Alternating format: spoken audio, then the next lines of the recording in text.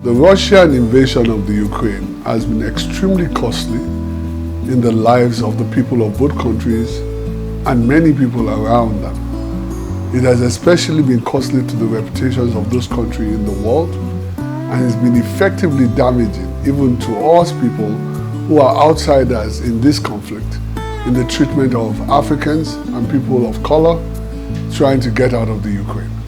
But the implications do not stop at that. And we need to discuss the wider implications of this conflict on the global economy.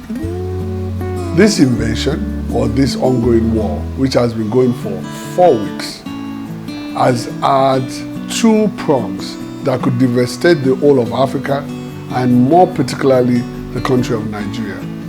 Nigeria could be vulnerable in terms of its fertilizer components that it needs to get the best out of its soil in terms of yield, because it's entirely dependent on rain-fed production in agriculture.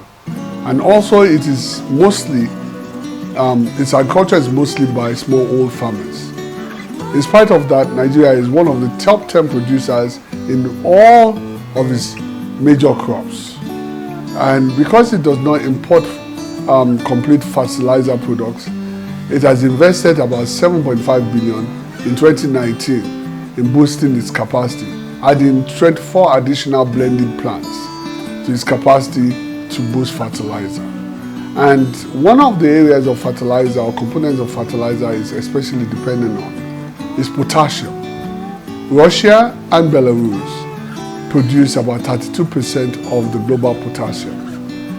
Canada alone has about 33%.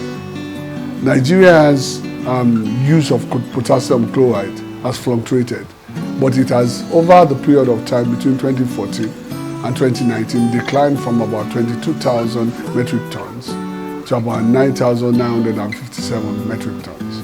So the agriculture needs of Nigeria is largely being provided for and reflected in the government policy. Nigeria has alternative in terms of ensuring that its food imports are maintained. However, this importation of durum wheat is not in the best interest of Nigeria. In fact, at the moment, national production is only about 5% of Nigeria's consumption, and this is guaranteed to be used by manufacturers. Nigeria is far less vulnerable than it would have been otherwise, and that's a lot thanks to the government's investment in agriculture, especially between 2016 and 2019. We still have cassava, we have sweet potato, we have plantain. These things, with proper innovation, can become noodles if we choose to use them as product for noodles, especially rice.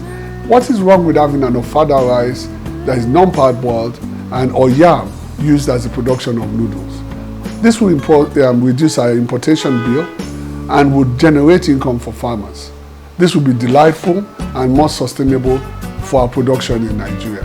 We need to change our policy, because this dependence on these things, no matter how marginal, is not useful for our country to become the strong country we want it to be. Yes, Ukraine is a tragedy. People are dying daily. But we need to be more self-reliant as Nigerians to create a country that will become a nation as we progress forward as one of the largest populations in the world.